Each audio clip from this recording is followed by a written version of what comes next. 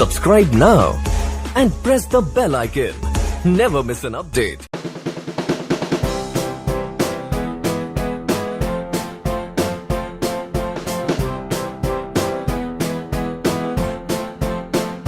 Hi guys, my name is Naren and this is our channel Guidely. So these are the short trick videos, okay? So this is the second video, English video of trick. First video में हमने कुछ discuss किया था.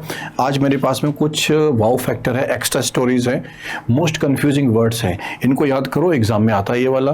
तो हम 2-3 minute के इन videos के through आपको क्विक रिवीजन करा दिया करेंगे. Alright, so that is the purpose. जैसे कि not sure if this affects me और इफेक्ट्स मी. देख रहे हो ना आप लोग, सबको पता है दिस इज द डिफरेंस. ये वाला ई और ए वाला, ए इज अ वर्ब और E is a noun. We know this. तो I have such okay many words. So today I am going to discuss 5 words. तो टोटल 10 वर्ड्स हो जाएंगे, 5 पेयर्स. रेडी? तो नेक्स्ट क्लास में मैं इसको कंटिन्यू करूंगा. आओ. सो ब्रेथ, BREATH. एंड देखो छोटा सा डिफरेंस है, BREATHE. So this E is a verb actually, और breath this is a noun. ये ब्रेथ क्या है? जो देखो, जो ब्रेथ हम लोग दैट एयर जो हमारे जो हम जो इनहेल करते हैं, एक्सहेल करते हैं, लंग्स में जो जाती है, वो ब्रेथ होती है. किसी का बैड ब्रेथ होता है, गंदे मुंह से बदबू आती है, जो लोग ब्रश नहीं करते, या फिर there is whatever disease और व्हाट एवर. तो you could see his breath in the cold air. जब ठंडी का टाइम आने वाला है तो आप ऐसे करते हैं. I am not talking about the शुट्टा, आई एम टॉकिंग अबाउट जब एयर करते हैं तो वाइट वाइट सा दिखता है ना. चलिए, वो ब्रेथ होता है. और ब्रीद, वो ब्रेथ बोलते हैं, this is breathe actually, it's a verb. तो ब्रीद में ई स्पेलिंग रहता है. Be careful. एग्जाम में एरर डिटेक्शन में फ्रेज रिप्लेसमेंट में ये आता है. टू वर्ब, टू इनहेल और एक्सहेल. तो वो एयर होती है, इनहेल एक्सहेल ये होता है. If you do not breathe, but if I remove E ना, गलत हो जाएगा, it will become noun. First clear? चलो सेकेंड, COARC course और COURC course. The pronunciation looks different, similar, but spelling is different. Pronunciation same लग रहा है. तो course का मतलब होता है the rough part of something. ठीक है, एक surface होता है, उसका rough part होता है. चलो, we sat on the pine log, और pine log मतलब पाइन की लकड़ी होती है. log जानते हो, लकड़ी. Even though it was coarse, ये क्या था? rough था, rough surface. COURSE. बट ये कोर्स COURSE. हाँ, ये COARSE वाला है, COURC वाला है. सो be careful with this spelling. देखो, अभी मैं कंफ्यूज हो गया, कोई भी कंफ्यूज हो सकता है.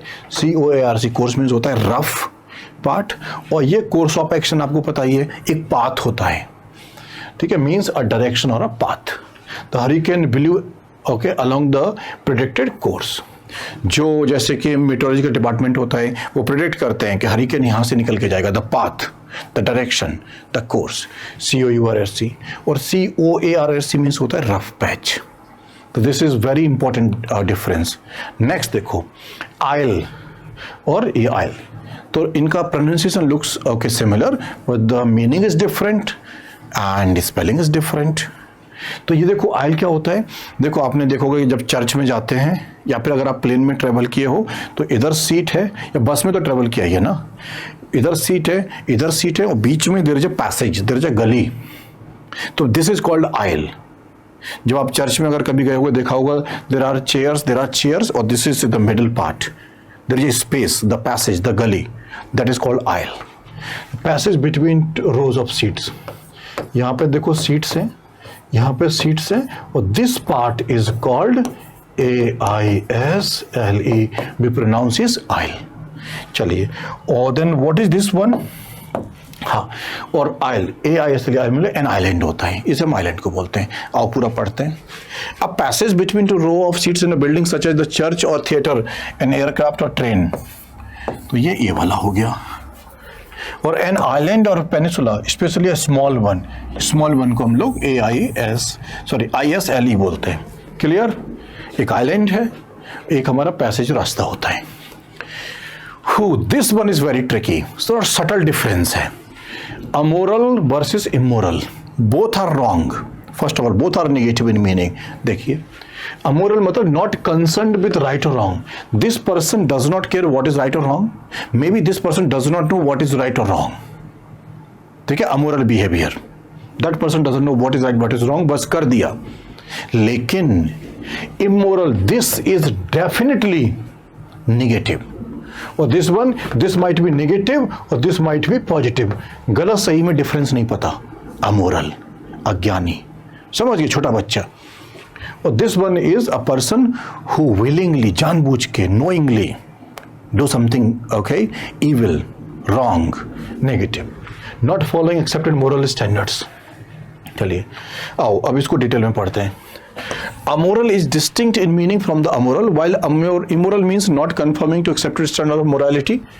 कि सोसाइटी के रूल्स होते हैं, you are not following that, तो आप पक्का, जो आपको पता है कि सर्टेन रूल्स है आप फॉलो नहीं कर रहे तो आप इमोरल हैं. ऑलराइट. और amoral implies not concerned with morality. The difference is illustrated in the following two example. The client pays for the amoral expertise of the lawyer. ठीक है, तो क्लाइंट को नहीं पता है कि इसके अंदर कैसी एक्सपर्टीज है, ठीक है ना, तो राइट और रॉन्ग वाला. The council judged the film to be immoral and obscene. और ये वाला फुल प्रूफ है. इमोरल क्यों हुआ ये वाला? क्योंकि there is a standard for cinema, for society, particular country, tradition, culture, और this film is not following those rules, hence immoral. Alright. और यहाँ पे वी कैन नॉट जज the expertise of that person. Clearly we can't see right or wrong, but this is definitely wrong. Clear? ये exam में आता है. चलिए last one.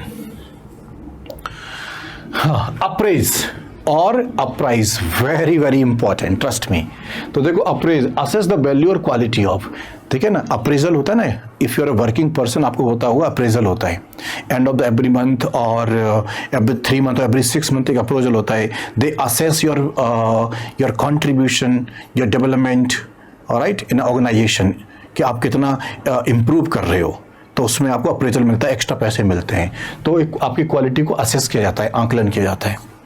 There is a need to appraise existing techniques. Existing techniques को assess करने की जरूरत है, चेक करने की जरूरत है.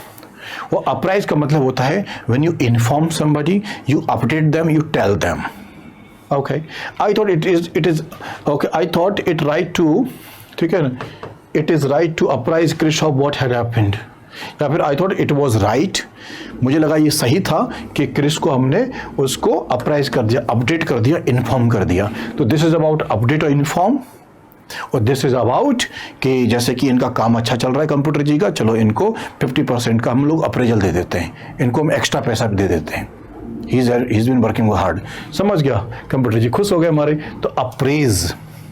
अच्छा सुनो, और कहानी बना देता हूं कि इनकी, हमारे कंप्यूटर जी के काम को चेक किया गया, इट वाज गुड, तो उनको अप्रेज हुआ, असेसमेंट हुआ और अप्रेजल मिल गया.